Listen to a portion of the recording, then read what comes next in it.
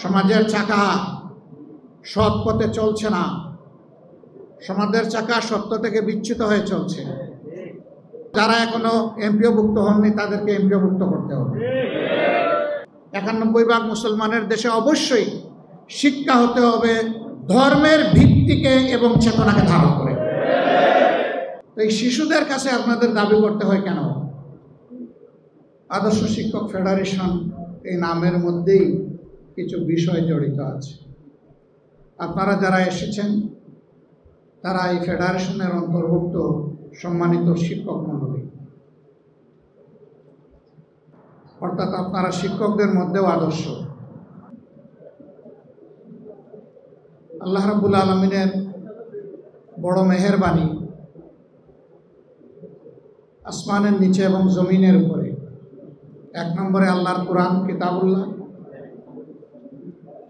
2 নম্বরে মুহাম্মদুর রাসূলুল্লাহ সাল্লাল্লাহু আলাইহি ওয়াসাল্লাম। কিতাবের মাধ্যমে আল্লাহ তাআলা মানব জাতির জন্য তার প্রয়োজনীয় সমস্ত বিধিবিধান পরিপূর্ণ করে দিয়েছে। সূরা মায়েদার 3য় আয়াতে এই কথাগুলো উল্লেখ আছে, আমরা সবাই জানি। আর রাসূল করিম সাল্লাল্লাহু আলাইহি সাল্লামকে সেই কিতাবের বাস্তবায়নকারী হিসেবে পূর্ণ শক্তি এবং যোগ্যতা দিয়ে আল্লাহ তাআলা মানব জাতির কাছে উপহার দিয়েছে। আলহামদুলিল্লাহ। ইসলাম হচ্ছে একটি জ্ঞানভিত্তিক জীবন বিধান। জ্ঞানের আয়াত দিয়েই আল্লাহ তাআলা কোরআন নাজিল শুরু করেছিলেন। ইকরা বিসমি রাব্বিকাল্লাযী খালাক। আর রাসূল করিম সাল্লাল্লাহু আলাইহি সাল্লাম নিজের পরিচয় দিয়ে বলছেন এইভাবে, বুইস্তু মুআল্লিমা, আমাকে পাঠানো হয়েছে শিক্ষক করে। তিনি মানবতার মহান শিক্ষক ছিলেন, শ্রেষ্ঠতম শিক্ষক ছিলেন।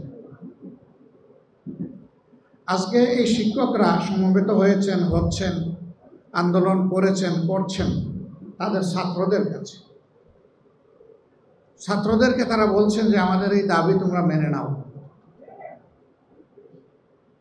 এখন যারা রাষ্ট্রের বিভিন্ন পর্যায়ে গুরুদায়িত্ব পালন করছেন তারা কোনো না কোনো সময়ে শিক্ষা প্রতিষ্ঠানে শিক্ষকদেরই ছাত্র ছিলেন। তাহলে নিজের ছাত্রদেরকে এত কথা বলতে হয় কেন? আমরা শিক্ষকদের মর্যাদা মাঝে মধ্যে একটু ঝলক দেখি। একজন মহান শিক্ষক রাস্তা দিয়ে হাঁটছেন, হঠাৎ করে দেখা যায় কিছু মানুষ এসে তাকে ঝাপটে ধরেছে অথবা পায়ে পড়েছে। পায়ে পড়ার বিষয়টা আমি সমর্থন বলছি, আমি বাস্তবতা বলছি। তার শ্রদ্ধার জায়গা থেকে সে এরকম ঝাপটে ধরে। অনেক সময় শিক্ষক হাঁটছেন, গাড়ি থামিয়ে গাড়ির দরজা খুলে একজন সফেদ জামাওয়ালা ভদ্রলোক এসে শিক্ষককে জড়াই ধরেন, কাঁদেন, চুমু দেন, দোয়া ছাড়। তার পরিচয় কি? অনেক সময় দেখা যায় তিনি একজন কর্মরত সচিব, তিনি হয়তো বা একজন সেনাবাহিনীর ঊর্ধ্বতন কর্মকর্তা, পুলিশের একজন ঊর্ধ্বতন কর্মকর্তা, একজন বিশাল ব্যবসায়ী। তিনি যখন তার শিক্ষকের কাছে আসেন তখন খুব ছোট হয়ে যান। তিনি সমাজে যত বড়ই হন না কেন তার শিক্ষকের কাছে তিনি শিশুতুল্য। এই শিশুদের কাছে আপনাদের দাবি করতে হয় কেন? এর কারণ হলো যে শিক্ষা দিয়েছেন ওই শিক্ষাটা আসল শিক্ষা ছিল না। এই জন্যই সে যে আপনাকে সম্মান করে ওই শিক্ষার কারণে না, সম্মান করে আল্লাহর দেওয়া সহজাত মানবিক প্রবৃত্তির কারণে। মানব প্রবৃত্তির সুপ্ত ধনকে, গুপ্ত ধনকে বাইরে নাড়ছাড় করে নিয়ে আসার নাম হচ্ছে শিক্ষা। আমরা সেটা পারিনি বলেই আজকে ছাত্রদের দুয়ারে শিক্ষকদেরকে এইভাবে অসহায়ের মতো দাবি পেশ করতে হচ্ছে। ওই শিক্ষাটাই আনতে হবে, যেই শিক্ষায় দাবি আদায়ের কোনো প্রয়োজন হবে না, এবং যে শিক্ষা ইনসাফের ভিত্তিতে গোটা সমাজের দিকে সুদৃষ্টি রাখবে। শিক্ষায় শিক্ষিতরা এটা মনে করবে না যে আমার মেধা আর আমার বাপের সম্পদ দিয়ে আমি আজকে মানুষ হয়েছি, এই পর্যায়ে এসেছি।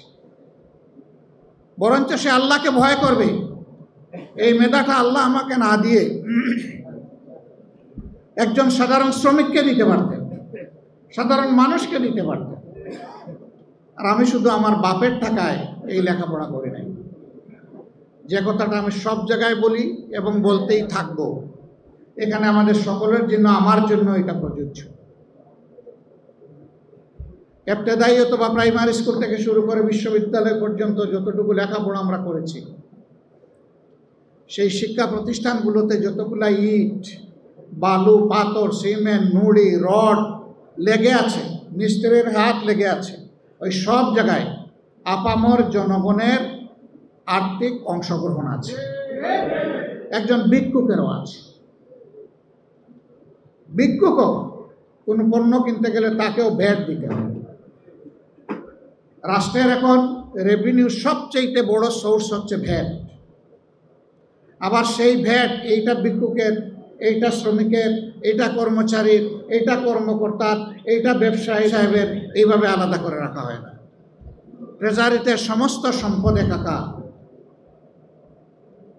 কাজেই ওই সমস্ত স্থাপনা যেগুলাতে বসে আমরা এই শিক্ষা নিয়েছি, উপকরণ যেগুলো আমরা কাজে লাগিয়েছি শিক্ষা নিতে গিয়ে, যে রাস্তা দিয়ে চলাফেরা করি, যে দেশে বসবাস করি, সেই দেশের পরতে পরতে ওই মানুষগুলার ট্যাক্স জড়িয়ে আছে। তার সাথে আরেকটা জিনিস উন্নয়নের জন্য লাগে, সেটা আমাদের মতো তৃতীয় বিশ্বের দেশগুলা বৈদেশিক ঋণ নিয়ে থাকে। আজকের জন্ম নেওয়া শিশুটির উপর ঋণের যে বোঝা, আপনার উপরেও সমান সেই বোঝা। সুতরাং আমরা প্রত্যেকটি মানুষ সমাজের কাছে দায়বদ্ধ, 18 কোটি মানুষের কাছে দায়বদ্ধ। এই ফিলিংস আমাদের থাকে না। এখানে সম্মানিত শিক্ষক মণ্ডলী আছেন, দুটি দাবি এখানে প্রকট। দুইটা হলে বাকি সব এই দুইটার ভিতরে ঢুকে যাবে। দুইটাই ন্যায্য। একটি হচ্ছে জাতীয়করণ করতে হবে, আরেকটা হলো যারা এখনো এমপিওভুক্ত হননি তাদেরকে এমপিওভুক্ত করতে হবে। এই দুই দাবির ভিতরে সব ঢুকে যায়, কিছুই আর বাইরে থাকে না, বাকিগুলো সব খুচরা। এই দুইটার ব্যাখ্যা আমি আমার দুইটা অনুভূতি পেশ করে আমার কথা শেষ করব। বর্তমানে যে সমস্ত শিক্ষা প্রতিষ্ঠান সরকারের পূর্ণ আর্থিক ব্যবস্থাপনায় চলে, তার একটা গুরুত্বপূর্ণ সংখ্যায় কোনো লেখাপড়া হয় না। শিক্ষা প্রতিষ্ঠানের কর্মঘণ্টার সময় বাসায় বসে শিক্ষকতা করেন, বিকল্প কলেজ অথবা স্কুল গড়ে তোলেন। তাহলে আপনি ওখানে বেতন নিচ্ছেন কেন? আপনি ওখানে যদি বেতন নেন, শিক্ষা আপনাকে ওখানে দিতে হবে। আর যদি আপনি এখানেই পড়াতে চান, তাহলে ওই বেতনটা আপনি নেবেন না, এটা আপনার জন্য সঙ্গত নয়। আপনি একজন মহান শিক্ষক, আপনি তো জাতিকে বিবেক জাগিয়ে তুলবেন, সুতরাং বিবেকের জায়গায় আপনাকেও সচেতন হতে হবে। যারা এখন এমপিওভুক্ত আছেন কিন্তু জাতীয়করণ না হওয়ার কারণে বৈষম্যের শিকার, আমরা আবার ভয় করব না তো যে আপনারাও সরকারি হয়ে গেলে এমনটা হয়ে যাবেন? ভালো করে বুঝে শুনে জবাব দিবেন। কিন্তু সমাজের চাকা সৎ পথে চলছে না, সমাজের চাকা সত্য থেকে বিচ্যুত হয়ে চলছে। আমি আপনাদের মাধ্যমে অনুরোধ জানাতে চাই মহান শিক্ষকবৃন্দকে, আসুন শিক্ষার এই মহান পেশাটাকে নেশা হিসাবে আপনি কবুল করুন। এটাই আপনার জীবনের মিশন হোক, যে আপনি মানুষ গড়ার কারিগর, আপনি মানুষ গড়ে দেবেন। বলবেন যে পেটে ক্ষুধা রেখে কিভাবে মানুষ গড়ব? এই দায়িত্ব সমাজের, এই দায়িত্ব রাষ্ট্রের।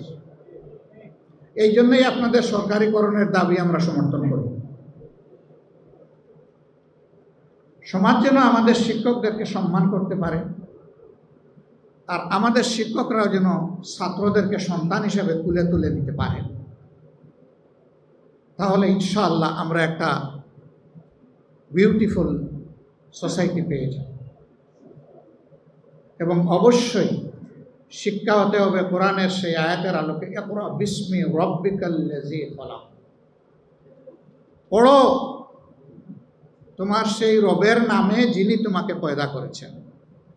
অর্থাৎ রবের দেওয়া শিক্ষাকে বুকে ধারণ করে বাকি সমস্ত শিক্ষার বিকাশ ঘটাতে হবে। এই জন্য আমরা যেখানে যাই বলি যে আল্লাহ যদি কোনোদিন এই দেশ পরিচালনার দায়িত্ব আমাদেরকে দেন, কবুল করেন, এটা আল্লাহর ইচ্ছা। জনগণের ভালোবাসা সিক্ত হয়ে যদি আমরা যাই, তাহলে আমাদের প্রথম দায়িত্ব হবে শিক্ষার সংস্কার সাধন। শিক্ষককে শিক্ষকের মর্যাদার আসনে বসানো আর ছাত্রদেরকে দেশ গড়ার কারিগর হিসাবে তৈরি করা, যাতে একজন ছাত্রের হাতে তার শিক্ষার পাঠ চুকানোর পরে যেভাবে সার্টিফিকেট আসবে, কাগজের সার্টিফিকেট, ঠিক তেমনিভাবে তার কাছে আসবে কাজের অফার লেটার। এই দুইটা একসাথে তার হাতে পৌঁছবে।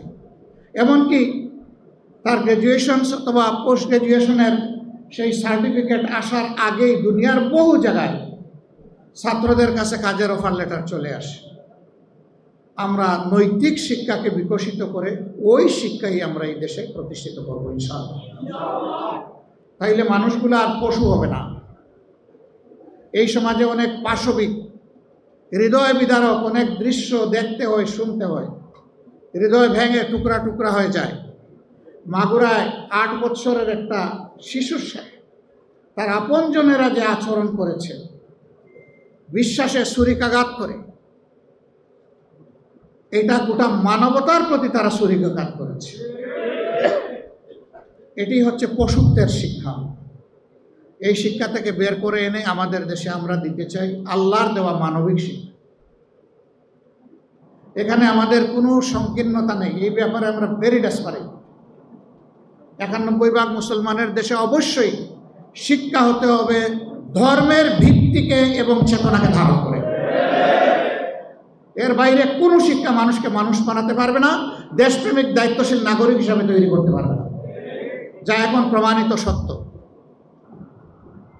সম্মানিত ভাইরা, পরিশেষে বলবো যে আসুন এই পবিত্র রমাদানে আমরা কোরআনকে অন্তরে ধারণ করি। মহাসাগর কোরআনের ভিতরে এই সকল ছোট ছোট সাগর ঢুকে আছে। এটি হচ্ছে জ্ঞানের মহাসাগর।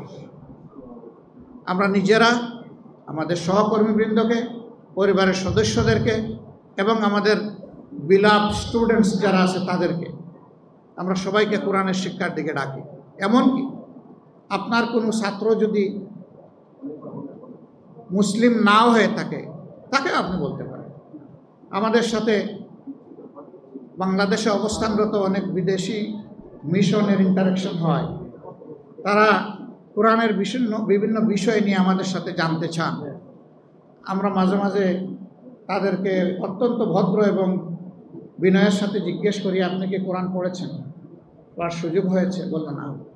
আমি বলি যে ঠিক আছে, আমি একটা আপনারই ভাষায় ট্রান্সলেটেড কোরআন আপনার কাছে পাঠিয়ে দেব, আপনি পড়েন। আমি যে জবাব দিতে পারবো ওই কোরআন তার চাইতে চমৎকার জবাব আপনাকে দেবে আপনার প্রত্যেক প্রশ্ন। এ পর্যন্ত অনেকে চেয়ে নিয়েছেন, এ পর্যন্ত অনেকে পাঠিয়ে দেওয়া হয়েছে। এই কোরআন মনে রাখবেন শুধু মুসলমানদের প্রপার্টি না, এই কোরআন হচ্ছে বিশ্ব মানবতার প্রপার্টি। যে আয়াত দিয়ে কোরআন নাজিলের সুসংবাদ পাঠানো হয়েছে, সেই আয়াতেই কথাটা বলা আছে, শাহরু রমাদান আল্লাযী উনজিলা ফীহিল কুরআন হুদাল লিন্নাস।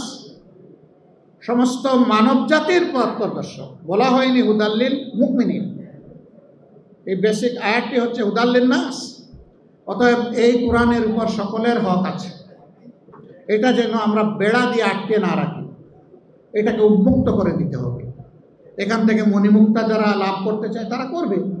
ওয়েস্টে আজকে যারা ইসলামকে গ্রহণ করছে, আপনার আমার মুখের কথা শুনে নয়, তারা কোরআনের কথা শুনে, কোরআনের সাথে বন্ধুত্ব সৃষ্টি করে তারা সেটা করছে। এমনকি অনেক গবেষক কোরআনের কোথায় কোথায় ভুল আছে এইটা ধরতে গিয়ে নিজেই কাবু হয়ে গেছে। ভুল তিনি কোথাও খুঁজে পাননি, পাবেন না তো।